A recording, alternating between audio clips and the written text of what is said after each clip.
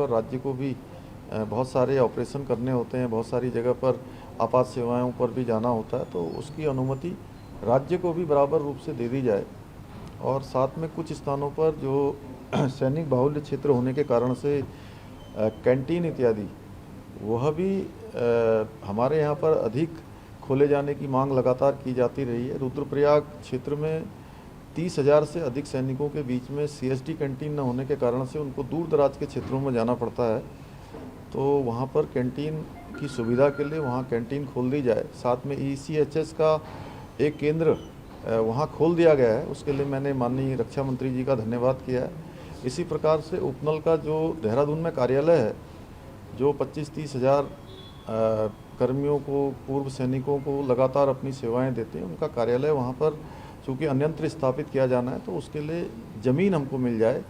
इसी प्रकार से देहरादून का जो जॉली ग्रांट का एयरपोर्ट है, उस एयरपोर्ट का विस्तार होना है, उसका विस्तारीकरण होना है, तो वहाँ पर 21 एकड़ ज़मीन NTRO की है। NTRO को हमने कहा है कि हम अन्य जगह पर ज़मीन दे देंगे, वहाँ की ज़मीन वो राज्य सरकार को दे दें, जिससे कि हम हवाई अड्डे का विस्तार कर सकें।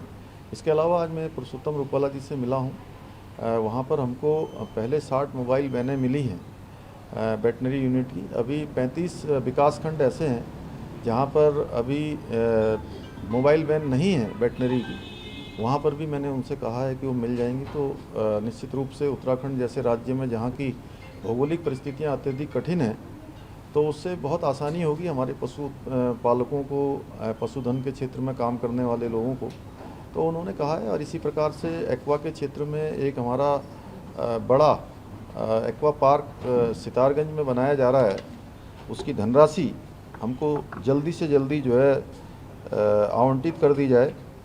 और PM संपदा में जो यूनिट लगाने की 100 स्क्वायर मीटर जो उसकी औपचारिकता है, उसको हमारे राज्य में उत्तराखंड में उसको 50 मीटर कर दिया जाए, तो उन्होंने कहा है इसको कर देंगे। इसके अलावा मोबाइल वैन का हो गया। नेशनल लाइफ स्टॉक मिशन में केंद्र की सरकार की जो धनराशि है, वो धनराशि जल्दी से जल्दी राज्य को जारी कर दी जाए। इन सभी मुद्दों पर बात हुई है और उन्होंने मुझे आश्वस्त किया है कि हम राज्य के अन्य मुद्दों पर भी, और राज्य को पूरी तरह से प्राकृतिक कृषि की ओर ले जाया जाए, यूरिया का उपयोग कम से कम किया जाए, और जो राज्य यूरिया का जितना कम उपयोग करेगा उसकी धनराशि 50% उस राज्य को वापस की जाएगी। तो हम सोचते हैं कि उत्तराखंड राज्य इस दिशा में एक अच्छी पहल करके राज्य का मॉडल राज्य बन सकता है।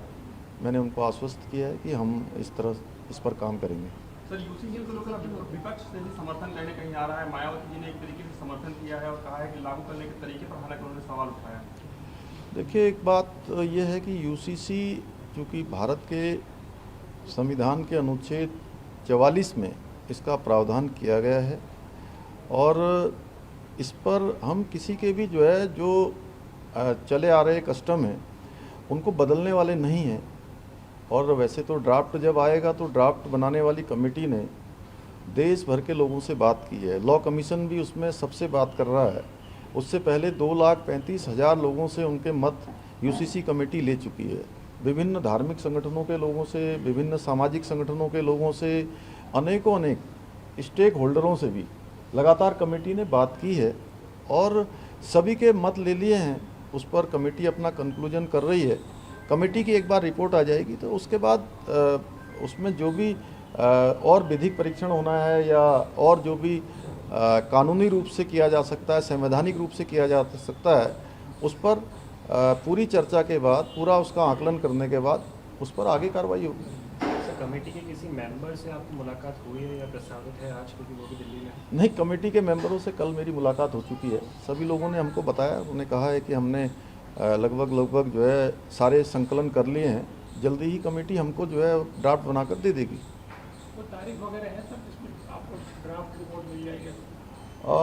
उन्होंने 30 जून तक संकलन करने की बात कही थी। मैं कमेटी को बधाई देता हूं कि उन्होंने 30 जून का जो समय निर्धारित किया था, जो उन्होंने 1 साल से अधिक समय तक काम किया है, तो उस तय सीमा पर उन्होंने अपना संकलन कर लिया है। धन्यवाद। टाइगर मामले में कांग्रेस जांच की मांग कर रही है।